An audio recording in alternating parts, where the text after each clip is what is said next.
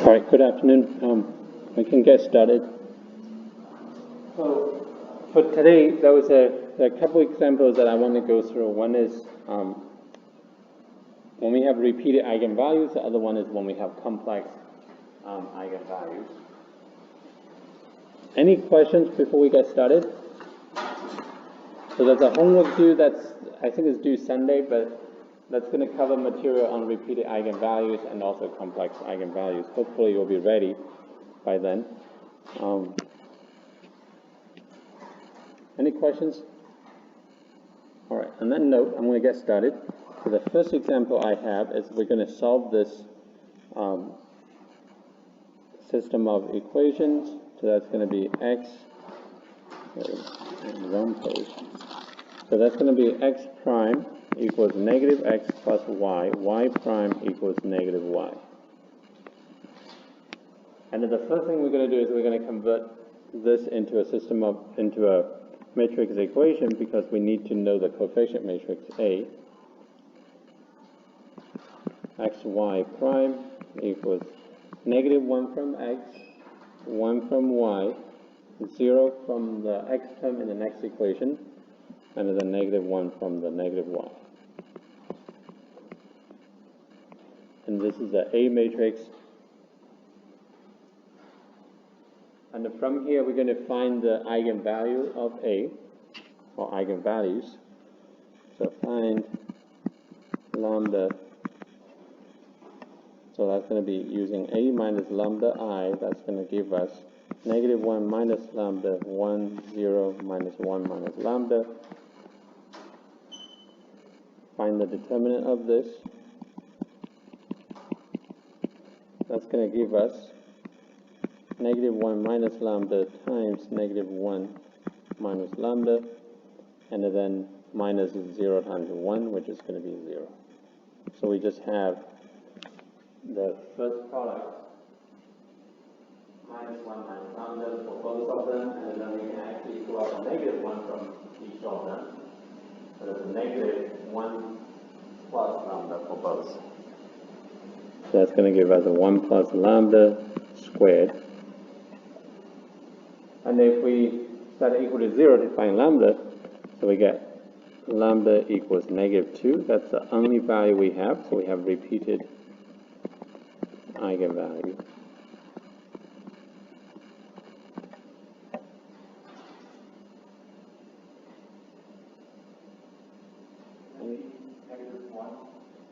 Negative 1. I'm so sorry. I don't know where the negative 2 come from. Thank you. Right, yeah, exactly. Oh, my goodness. I apologize. Yes, negative 1. Thank you. Catch. So from here, we're going to just follow the same way we did, find the eigenvector. So to find eigenvector, maybe we can find 2 of them that are linearly independent. We don't know for sure. So we're going to use A minus lambda I times V equals 0. And well, first of all, we're going to find the matrix A minus lambda I for lambda equals negative 1. So we're going to put into that matrix. So A minus lambda I is going to equal to minus 1 minus negative 1, 1, 0 minus 1 minus negative 1. And that will give us minus 1 minus negative 1 is 0, right? So we get 0, 1, 0, 0. And to be honest, a lot of times when we have a matrix with zeros in there, it's actually a good thing. It just saves a lot of work when we calculate anything. So we're going to take this matrix and multiply with xy, the vector v, set it equal to 0. And then we're going to end up with 0x plus 1y equals 0, 0x, well, it's just going to be 0 equals 0 for the second equation. So there we have, from the first equation, we got y equals 0. There's no other options that we could have for y. But for the second equation, that's it, nothing else, right? So that means the x value we can pick for anything. So we can pick a x value. Let's see, we're going to pick x equals, in this case we want it to be non-zero, so we can pick x to be 1. So the v is going to give us a 1, 0.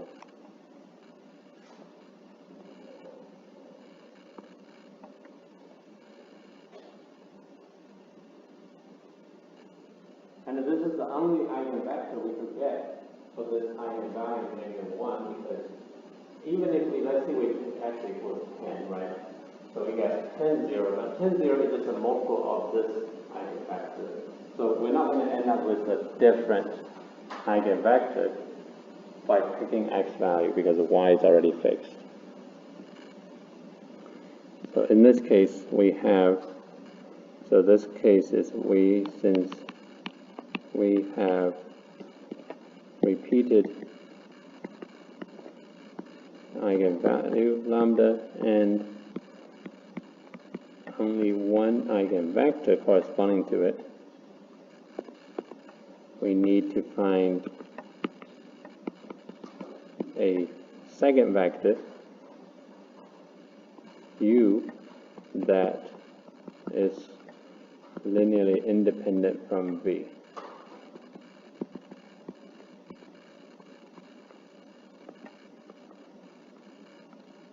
So this u is not an eigenvector because we can only have one eigenvector, but we do need to find a second vector there so we can write down the solution. So to find u, we're going to use a minus lambda I times u equals to v. So we already know a minus lambda I, so that's a 0, 1, 0, 0. Oops. And the u we can just call it x, y. V we already know, which is a 1, 0.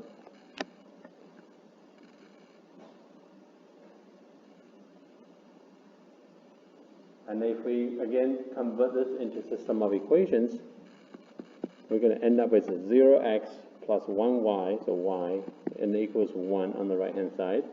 And then from the second equation we got 0x, 0y equals 0. We still have 0 equals 0 case. And then we don't know x, that means that's fine. It just means that we can pick x value. So here we can pick x, and it's really up to you what to pick for x. I mean, we can stick with x equals 1, then we have 1, 1 as a vector. Also, in this case, we can actually pick x to be 0 because y is not going to be 0. So if x equals 0, we get 0, 1, which is fine. It's not a 0 vector. So to make it easy, we can pick x equals 0. So we have this u vector, which is going to be 0, 1.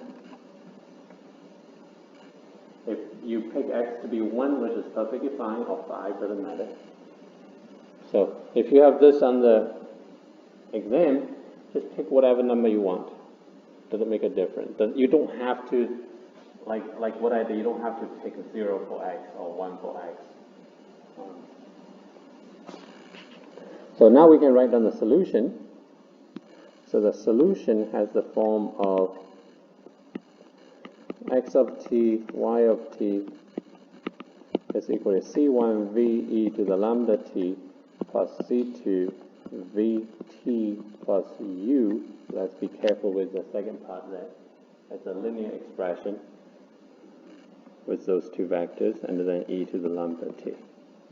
So put in what we have for this problem. We're going to have v and the lambda we can put in there. So we have x of t, y of t, which is equal to c1 v is 1, 0, e to the lambda t plus c2. V is again 1, 0 times t plus u 0, 1. And then e to the, sorry, I didn't put in lambda, which is -1, -t. This is the vector form. And then we can find the scalar form by extracting all the x components from this expression. So x of t So the x component from here is going to be the coefficient times 1 times e to the negative t. From here it's going to be c2 times 1 times t times plus a 0 in a parenthesis times e to the negative t. So that will be c1 e to the negative t plus c2 times, in the parentheses, we only have a t there, nothing else. So we can even drop the parentheses. So c2t e to the negative t. And the y of t is actually a lot simpler because the first term will give us a 0 times something. That's gone.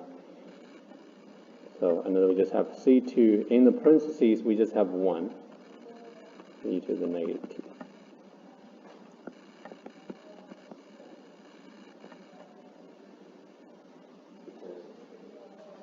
This y component is a 0, so that's a c1 times 0 times e to the negative t, that's a 0.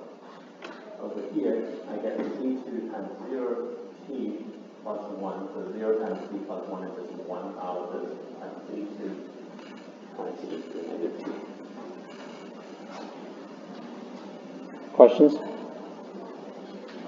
like all the v's you're using here, just a simple question. Is it the underline ones like Professor Gibbs does a class? Are they supposed to be underlined or does it matter? It should be underlined to show the vector. I'm just a little bit lazy here because, yeah, right, exactly. No, it's not like kind of like the U. I put underline that to show the vector, so you should also have underline, but yeah, exactly. As long as you know it's a vector. Yep, good point. Any questions about this example? So when you find the eigenvalue, if you get repeated eigenvalue, like this case, we really don't know if it has two eigenvectors coming out of there or just one. So we're going to just assuming that we can find two, and if we cannot find the second one, then we find the u, and then go from there. Okay. Now, the second example I have,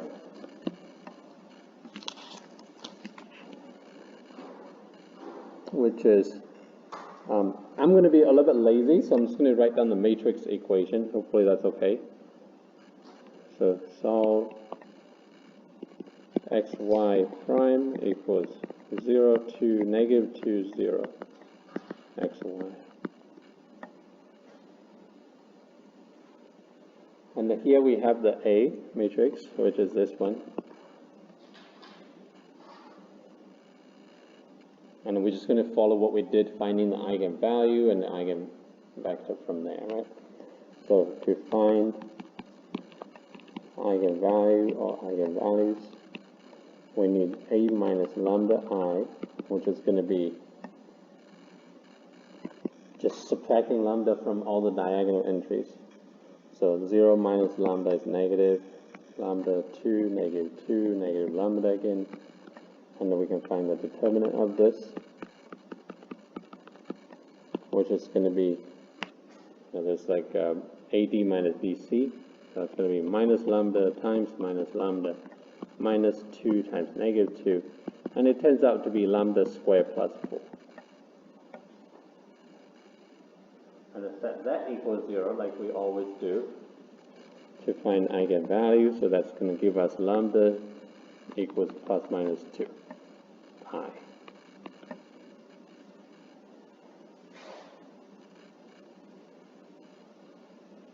Right?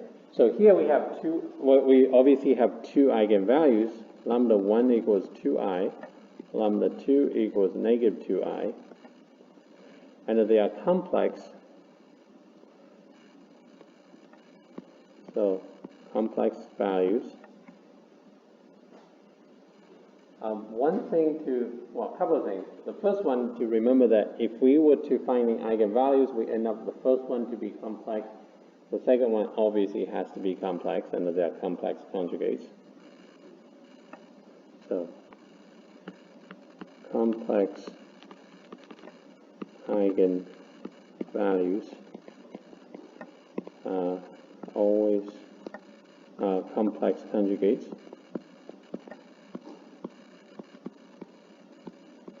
Which means if one of them has a form of a plus bi, then the second one will definitely has to be a minus bi form. So they differ by a sign in front of the imaginary component. And they always come in pairs.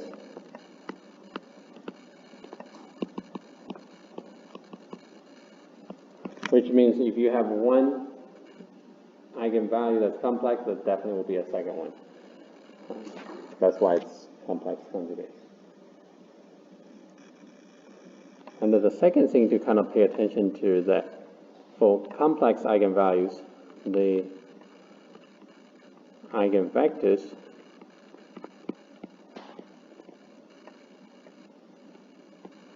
also come in pairs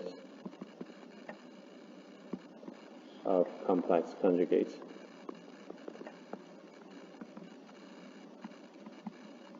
Which means that if we find V1 by using one of those eigenvalues, and then we can find V2 just by looking at V1 and finding the complex conjugate. So this little stop here, it just means complex conjugate.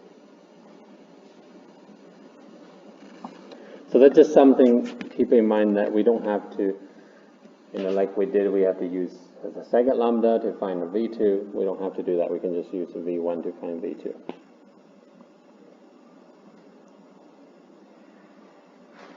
So in this example, let's just say we want to find eigenvectors, and I'm going to begin with lambda 1 equals 2i.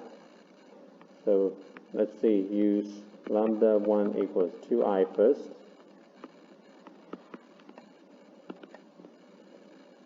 And I'm going to use a minus lambda I, capital I, times v equals 0, right? The same formula we've been using.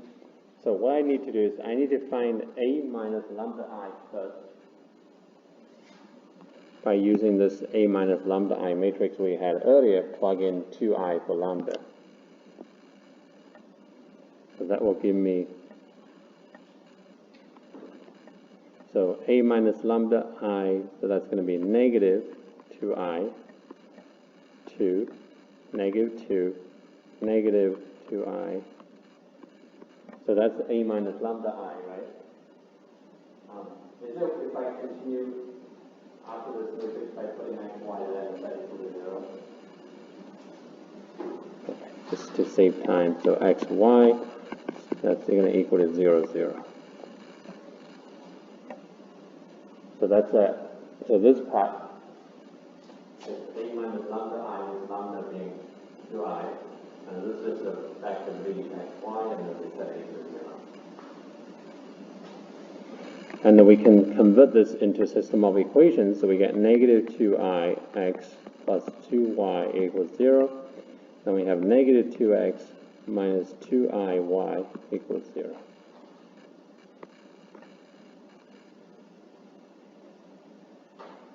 And it looks like we get two equations. Maybe one of them will help us find x, the other one will help us find y. The answer is actually no. For complex eigenvalues, when we try to find the eigenvector, we get two equations, right? They're actually the same equation. It just, they differ by a scale, so if we were to simplify those equations, we end up with the same equation at the end. So this eventually gives us same equation. Doesn't matter which one we begin with, we multiply by a number, we get the same. For example, to quickly show you, if I multiply the second equation by I,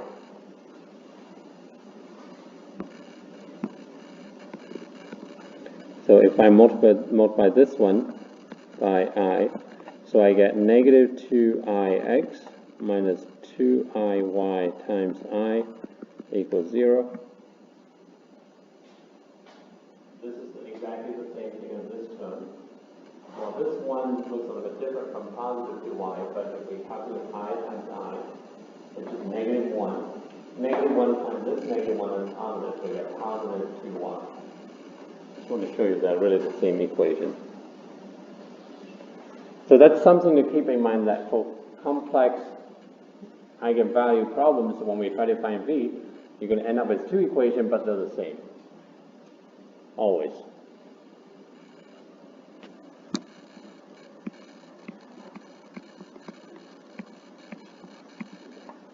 So that means we can just pick one equation, doesn't matter which one we begin with. Let's suppose that we pick with, let's see the first equation. Let's see, we're going to use this first equation to continue. So we get negative 2ix plus 2y equals 0.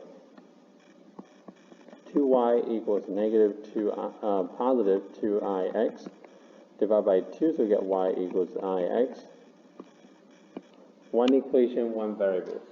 One equation, two variables. And if we were to work with the second equation, eventually we end up with the same. So that means we have a freedom to choose the value for x, or maybe for y, doesn't matter. So we can choose, let's say we choose x value to be 1, and then y will becomes I.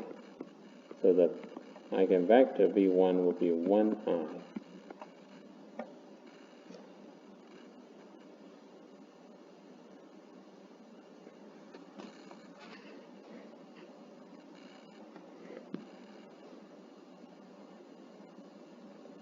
And if you remember, I said earlier that eigenvectors always come in pairs as well.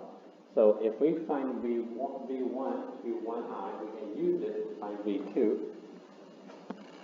So v2 will be the complex conjugate of this vector. So that means the 1, we need to find the complex conjugate. The I, we're going to find the complex conjugate. This is a real number, so it doesn't have any complex conjugate. It's going to be self. So 1 is just give us 1. This is a positive I. So the conjugate will be negative I. Does that make sense? You can think about 1. If that's confusing, you can think about 1 is just 1 plus 0i. The conjugate is going to be 1 minus 0i, which is 1. The I there you can think about is 0 plus I. So the conjugate is going to be 0 minus I, negative I. That's another way to think about this. So now I have v1, v2, lambda 1, lambda 2. So I can write down the solution. So the complex solution in vector form.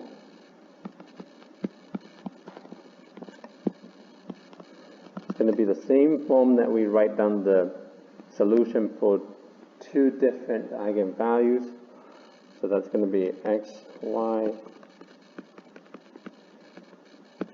equals c1 v1, which is 1i, a to the lambda 1, 2it, or I times 2t, plus c2 v2, 1 negative I, e to the negative 2it.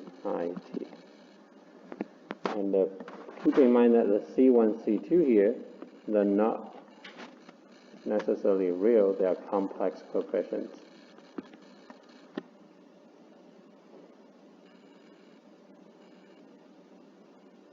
So everything here is complex. The vectors are complex, the exponential functions are complex, and also the coefficients. So the solutions are complex. But often we're not interested in complex solutions. We're interested in real value solutions.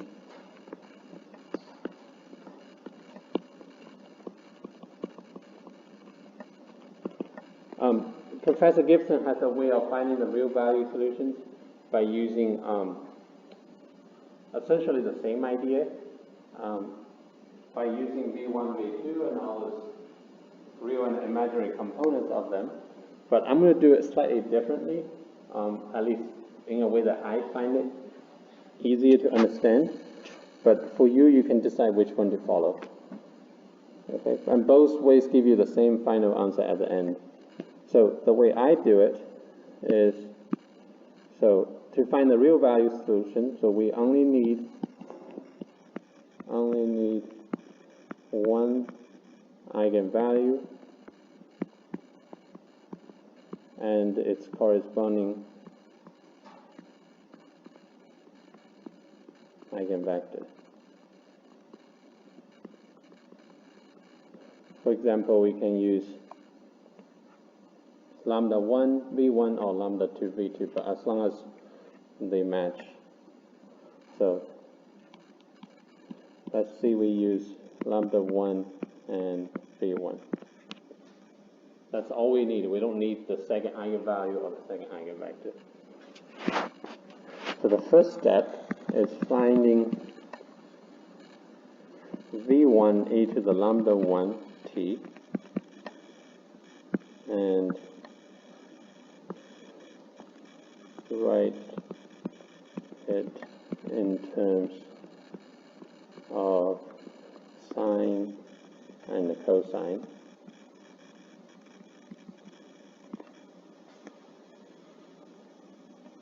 Let me change the color.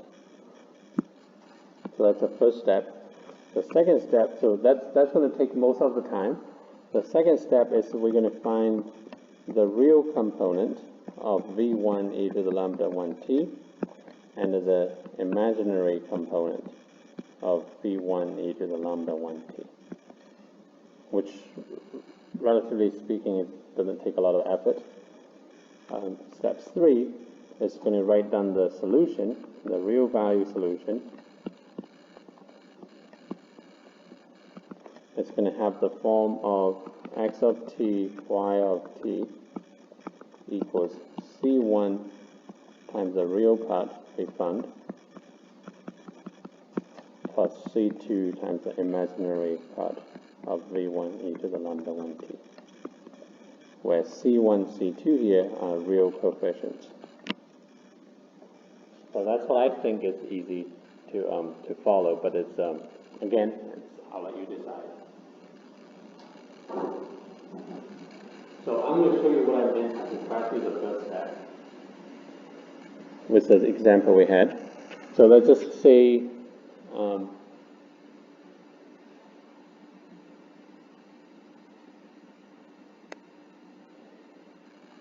so let's see, we use what we had earlier. So recall earlier we had lambda 1 equals 2i, and the v1 we found that to be 1i.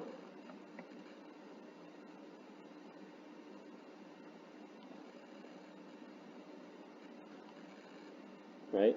And then I'm just going to take v1 and then multiply with e to the lambda 1t.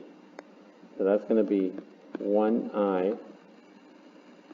So v1 e to the lambda 1t is going to be 1i vector times e to the 2it.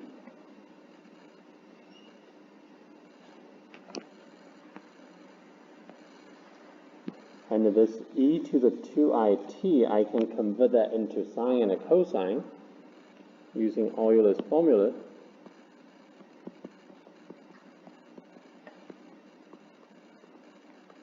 Which says if you have e to the ix, that's going to be cosine x plus I sine x. Right? So that's something we've seen here before in maybe a pre-calculus class.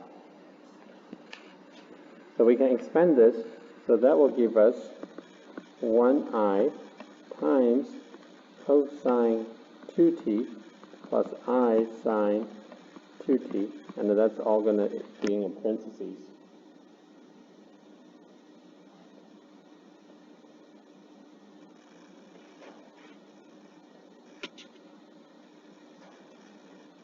Which will become, so that's the next step. So after we write this using Euler's formula, we get this sum, right? Multiplied by a vector. So the next thing what we're going to do is we're going to take each component of this vector, multiply with this expression. You can think about distributing this into the vector.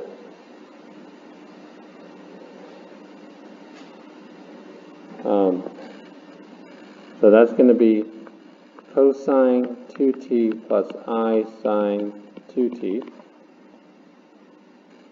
That's when we multiply everything by 1. And then we're going to multiply everything here by I because of the second component. So that will be I times cosine 2t plus I times sine 2t.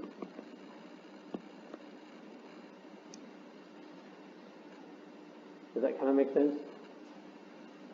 And then we just simplify as much as we can. It looks like it's really just I times I. That's the only part that we can simplify.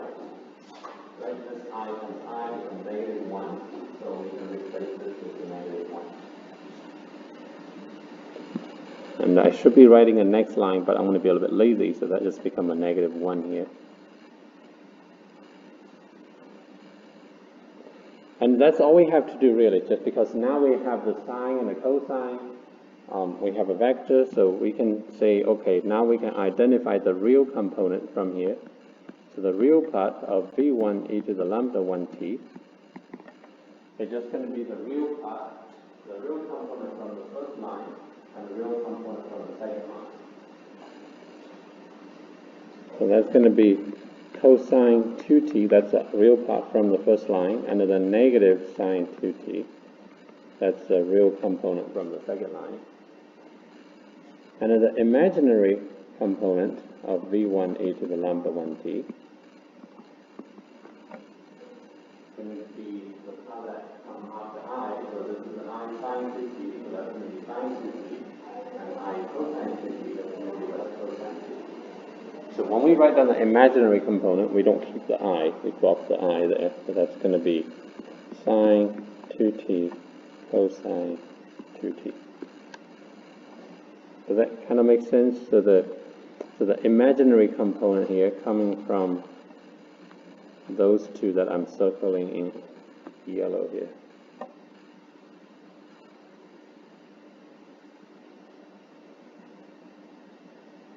And at the very last step is just putting all of those together, adding C1, C2. So the real value solution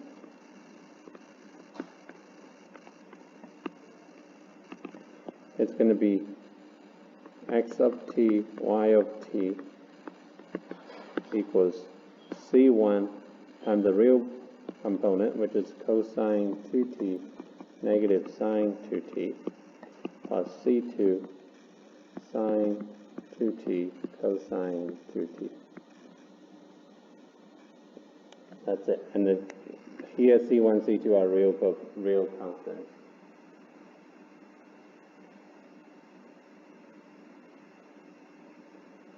Questions on those?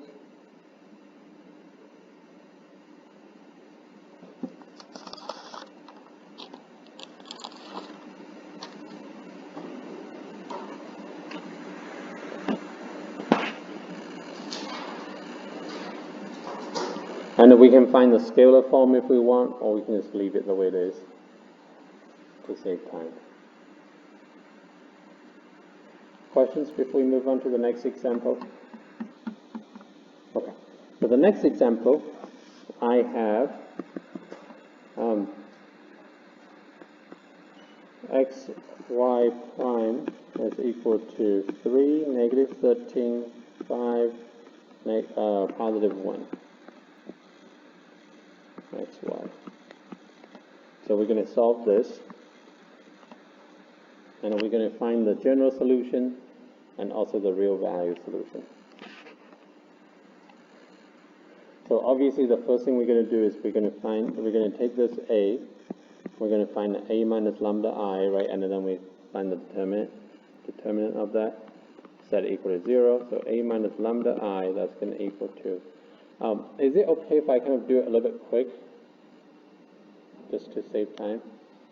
Okay, so a minus lambda I is going to be 3 minus lambda, negative 13, 5, 1 minus lambda, and the determinant of that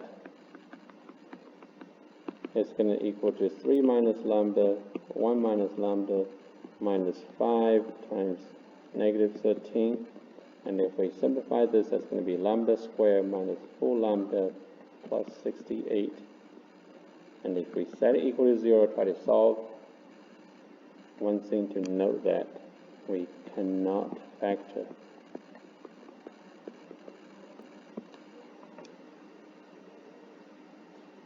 Which means we're going to have to use quadratic formula.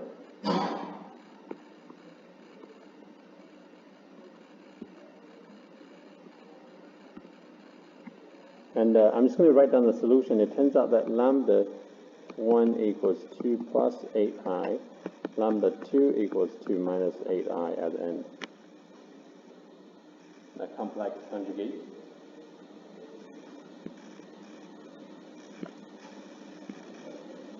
Questions at this point?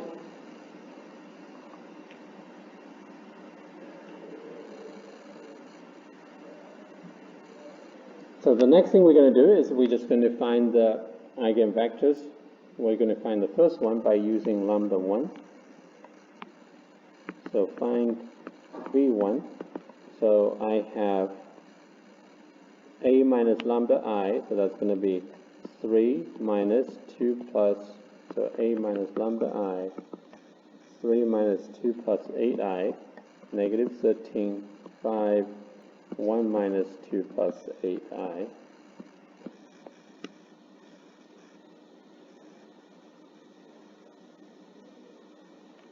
And we can simplify it a little bit to make it look better.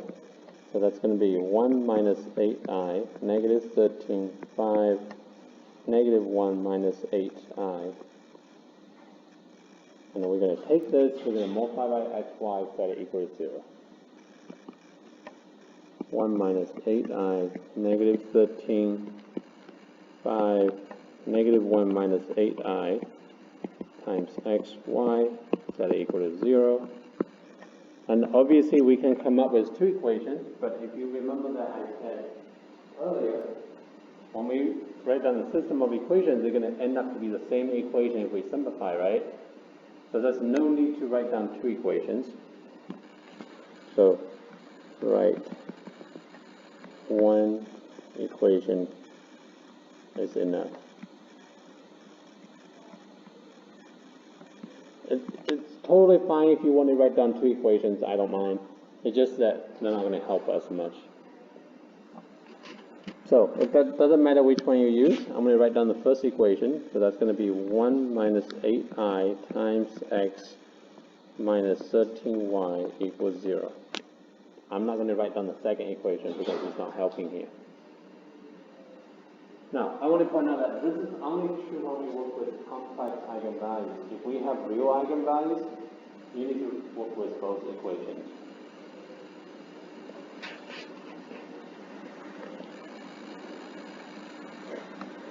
Okay, so that means I can rewrite this. It depends on how you rewrite it. I can move 13y to the other side. I can have 1 minus 8i x equals 13y. And I can divide by 1 minus 8i, or I can divide by 13, whichever you find easier. In this case, I'm going to divide by 13. So 1 minus 8i over 13x equals y.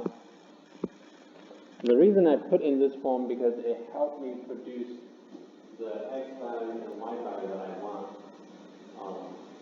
So we know we can choose a value for x or y. And obviously we want to choose 1, the x value of the fraction. So I'm going to choose x to be 13, that will give us y equals 1. So choose x equals 13, so I got y equals 1 minus 8i.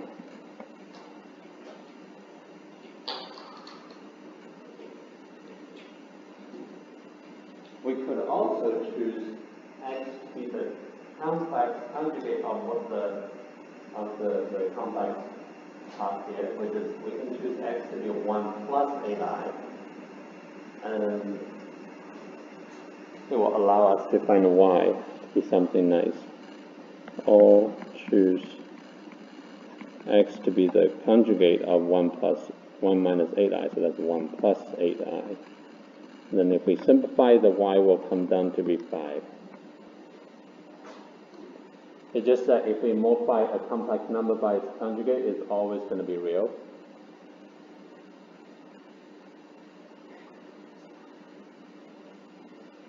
but let's use this one. Therefore, we have V1 is going to be 13, 1 minus 8i. We can use it to find V2, which is a complex conjugate of V1. 13 give me 13, nothing changes. 1 minus 8i give me 1 plus 8i.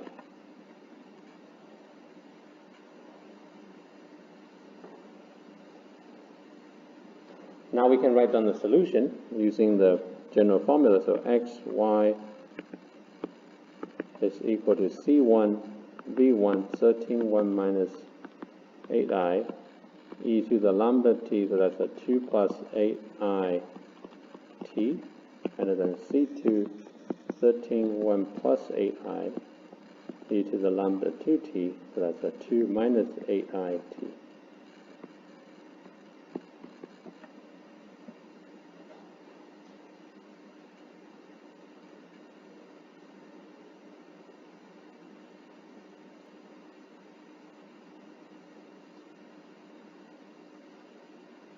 I feel like I'm rushing through the material here. Any questions? Okay, so that's good, right? If it just say, okay, give me the solution, that's good, right? But often they ask you for the real value solution, so let's practice that.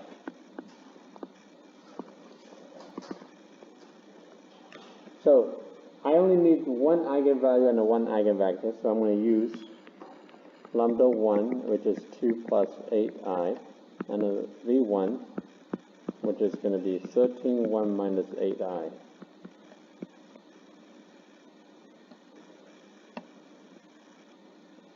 And I need to begin with V1 e to the lambda 1t. So that's going to be 13, 1 minus 8i, e to the lambda 1, which is 2 plus 8i t.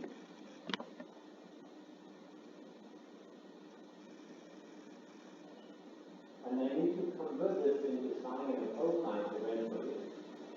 But I can't apply the Euler's formula yet because I have a 2 plus 8i as an extra up there. So I need to expand that exponential function using the exponential property. So that will give me 13, 1 minus 8i times e to the 2t times e to the 8it. Or I8t. Right, that's just, we know if we have addition in the exponent, 2t plus 8it, then we can separate it as a product. This e to the 2t, there's nothing we can do. It's just a real expression. We can just leave it, or we can move it to the front, or move it to the end, doesn't matter. I'm going to move it to the front. And the second part, that's where we can use the Euler formula to convert that into sine and cosine. So I end up with e to the 2t times 13, 1 minus 8i times, if I use Euler's formula correctly, I get cosine 8t plus I sine 8t.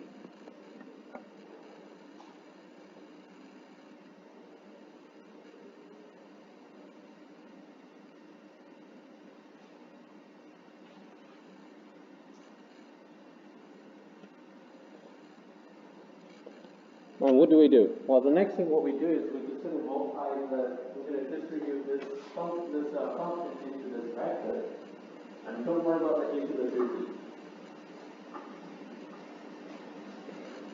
So that will give us e to the 2t times, when I distribute in there, so 13 times everything, right? Cosine 8t plus I sine 8t. I'm going to take a couple of steps. Then I have 1 minus 8i times cosine 8t plus I sine 8t. And what I have to do is distribute the 13 into the parentheses in the first line, and the FOIL the second line over here. So that's what I'm going to do. So that gave me e to the 2t. So I get 13 cosine 8t plus I times 13 sine 8t. And in the second line, I have 1 times cosine, 1 times I sine, so that will give us cosine 8t plus I sine 8t, but then I have negative 8i times both terms. That will give me negative 8i cosine 8t, negative 8i times sine 8t.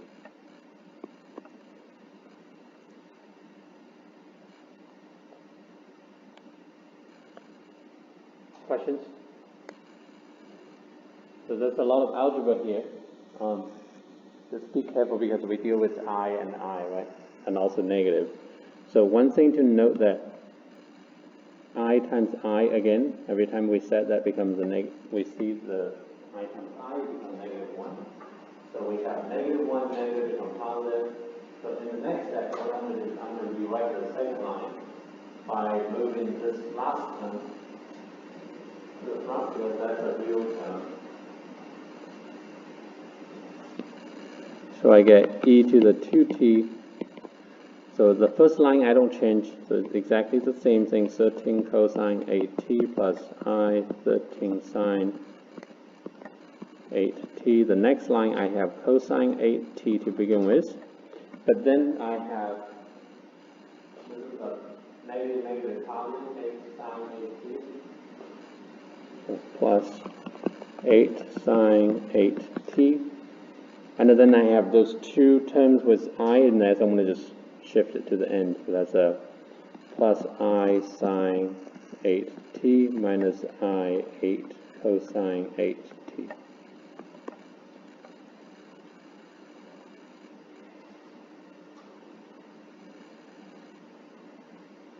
Is that okay? I'm almost done here. So that's all I can do. I'm going to stop there because I need to identify the real component and the imaginary component from there. So that's the next part. We can identify the real component of v1 e to the lambda 1t. So that will give me, well, outside I have a real function. So real times real is always real. So e to the 2t times the real component of 13 cosine 8t and a cosine 8t, 8 sine 8t. So 13 cosine 8t, cosine 8t plus 8 sine 8t. That's a real. And then the imaginary component of v1 e to the lambda 1t, that's going to be basically anything coming after I, so that's 13 sine 8t, sine 8t, negative 8 cosine 8t. So 13 sine 8t, sine 8t minus 8 cosine 8t. When we write down the imaginary component, don't write I. That's the only reminder I have.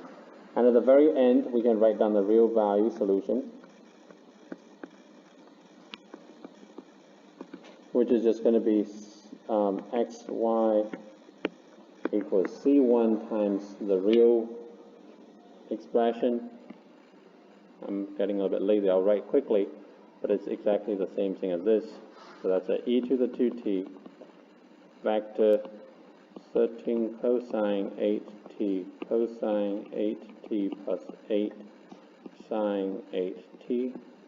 And then the second part, which is c2 e to the 2t. Oh, I forgot. Oh my goodness. Apologies.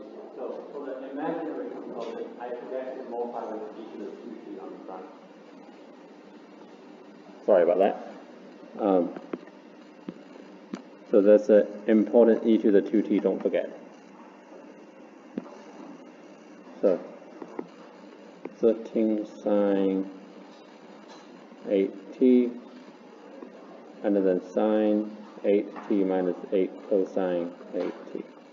So apologies, don't forget the real function that we extracted from the beginning when we write out the imaginary component. All right, questions? All right, then I'll let you go. Good luck with everything. Don't forget to attend lectures tomorrow and Monday. And the exam is on the 18th, I believe. And have a wonderful summer. Finish semester well, I guess. All right, no problem. Thank you. All right, take care, everyone. Yep, thank you.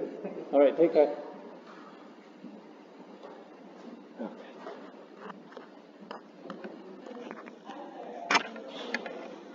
All right, take care.